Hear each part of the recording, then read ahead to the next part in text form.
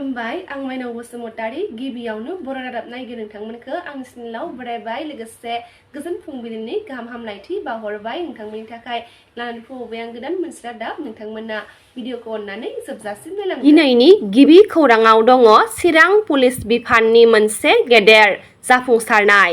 चिरां police बिफाना सा 3 bike सिखावखौ हमदों लोगोसे गंबा खावनाय साखा खबनै गारिफोरखौ जब्द खालामदों होनना खौरां मोननाय जादों। हमजानाय सुबुंफोरनि मुंखौ सानसोरां ब्रह्म 26 बोसोर बैसोनि, माथुराम बसुमतारी 36 बोसोर बैसोनि आरो बिरद मोसाहारि 28 बोसोर बैसोनि होनना खौरां मोननाय जादों।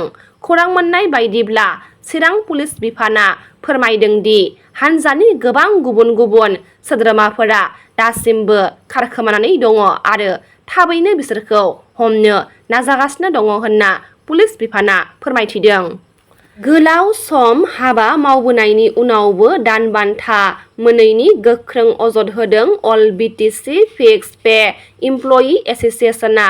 थांनाय 2020 मायथाइनिफ्रायनो अल BTC फिक्स पे इमप्लयि एस'सिएशननि सोद्रोमाफोरा गोलाव सम हाबा मावबोनायनि उनावबो दिनैसिम दानबान्था मोनैनि अजद दैखांदों। दानबान्था होनायनि सोलाय बिसोरनि फिक्स पे साख्रिखौ फोजोबनो लादों होननानै मैया अल BTC फिक्स पे इमप्लयि एस'सिएशनआ खौरां बिजोंनि गेजेरजों दुखु मोननाय फोरमायथिदों। गहपुरनि आलुफारा पन्चायतनि मावख'आव स्पेसियेल ड्राइभ प्रग्राम खुंफुंदों। बिश्वनाथ जिल्ला गहपुरनि आलुफारा पन्चायतनि मावख'आव थांनाय मैया स्पेसियेल ड्राइभ प्रग्राम खुंफुंदों। बे हाबाफारियाव बिश्वनाथ जिल्लानि जिल्ला बेंगिरि मुनिन्द्र नाथ नगाटे आरो 72 नं गहपुर बियाबनि MLA उत्पल बरा बिथांमोना बाहागो लादों। बे हाबाफारिनि गेजेरजों आबादारिफोरनो ट्रेक्टर आरो FRCनि फोरमान बिलाइ राननानै होदों आरो गोबां गुबुन गुबुन बिफाननि हाबाफारिफोरखौ मावफुंनायखौ नुनो मोननाय जादों। सेनियर IPS अफिसार 1989 बेट्सनि पराग जैनखौ research and analysis wing RAW नि चिफ महरै सायख'बाय होनना मिथिनो मोनदों। मख'नो गोनांदि बिथांनि मावबुब्लिया 2 बोसोर सम थागोन होनना खौरां मोननाय जादों। बेनिफिसारि मिट एन्ड स'सिय'-इक'नमिक एवारनेस हाबाफारि खुंफुंदों। कक्राझार जिल्लानि सिङाव थानाय 8 नं दतमा बियाबनि खुन्थाइबारि गामिनि गेवलां गेलेग्रा फोथाराव सानसेनि मेहेरगोनां हाबाफारि लानानै BTR सोरखारनि बिथोन बायदियै थांनाय मैया BTR सोरखारनि बानजायनायाव बेनिफिसारि मिट एन्ड स'सिय'-इक'नमिक एवारनेस हाबाफारि खुंफुंदों। बे हाबाफारियाव आलासि महरै बाहागो लादोंमोन BTRनि गाहाय मावफुं सोद्रोमा प्रमद बर' बिथाङा। बिथांजों लोगोसे रायजो सभानि MP रोंगोरा नार्जारि, लक सभानि MP Jayanta Basumatary, MLA Lawrence Islary बिथांमोना बाहागो लादोंमोन। APYC एबा आसाम प्रदेश कंग्रेस लाइमोन आफादनि नेहाथारि बिक्रम रामसियारिया खौरांगिरि मेलनि गेजेरजों दुंहाव थासारि सोमजिहोनायजों लोगोसे गोख्रों बाथ्रा बुंथिनायखौ नुनो मोननाय जादों।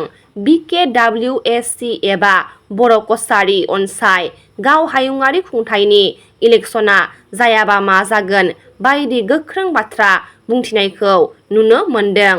BKWSCनि दैदेनगिरिफोरा दिल्लीयाव लाल साहा लोंनोल' थांबाय थायो नामा? BKWSCआव मानो दिनैसिमबो इलेक्शन जायाखै? BKWSCनि दैदेनगिरिफोरा इलेक्शनखौ लानानै BJP सोरखारजों थगायजाबाय नामा?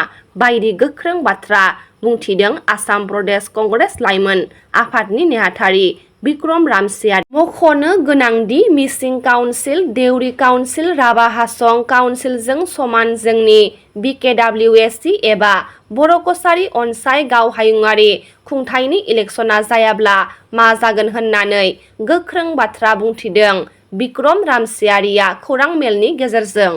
उदालगुरि जिल्लानि मोन 37 फार्मार प्रडिउसार कम्पानिफोरखौ लानानै BTR सोरखारनि डायरी डेभेलपमेन्ट डिपार्टमेन्टआ गोनोखोनि आदबजों मोसौ फिसिनायनि सायाव आबादारिफोरनो फोरोंथाय होदों। उदालगुरि नोगोरनि PHCनि सावराय नब्लाङाव खुंनाय बे हाबाफारियाव मोन 37 FPCनि सा 200सो आबादारिफोरा बाहागो लाफैदोंमोन। BTRनि OSD जयनाल हक, एसिस्टेन्ट डाइरेक्टर अजित शर्मा, साब रेजिस्ट्रार क'अपारेटिभ ससाइटिनि अफिसार रेकिफुद्दिन आहमेद, उदालगुरि जिल्ला UPPL फार्मार सेलनि आफादगिरि अबिनाश दैमारि बिथांमोना हाबाफारियाव बाहागो लादोंमोन। सिब्रुबारि ओनसोलाव APB दोलोआव रायजो राजाफोरखौ जरजुलुमै जयनिं खालामनायनि अजद दैखांदों। थांनाय सानाव बाक्सा जिल्लानि सिङाव थानाय 23 नं दिहिरा बियाबनि सिब्रुबारियाव अल्टारनेटिभ पार्टी अफ बड'लेण्ड दोलोआ दिहिरा ब्लक कमिटिखौ दाफुंनानै लादों। बे कमिटि दाफुंनायाव सिब्रुबारि ओनसोलनि गोबां रायजो राजाफोराबो बाहागो लादोंमोन आरो बे मिटिंआव सिब्रुबारि ओनसोलनि गोबां रायजो राजाफोरा APB दोलोआव जयनिं जायो होनना मिथिनो मोन्दों। बे जथुम्मायाव बाहागो लानानै जयनिं खालामजानाय सुबुंफोरा थांनाय मैया खौरां बिजोंनि जोहै रोखा खेंफोरथि होनायखौ नुनो मोन्दों। लोगोसे बिथांमोना फोरमायदों दि APB दोलोआ जोंखौ नारा नाथायैसो फालि गानहोनानै जयनिं खालामहोदोंमोन। लोगोसे बिथांमोना फोरमायदों दि जों UPPL दोलोनिनो खामोन आरो फैबाय थानाय समाव UPPL दोलोआवनो थानानै खामानि मावलांगोन होनना खौरां बिजोंनि गेजेरजों रोखा फोरमायनायखौ नुनो मोन्दों। नि रादाबा एसेनोसै। गाबोन फिन गोदान रादाब लानानै लोगो मोनगोन। नोंथांमोना भिडिअखौ जोबजासिम नायबायब्ला अन्नानै लाइक, शेयार, कमेन्ट लोगोसे साबस्क्राइब खालामनानै होदो। गोजोन्थों।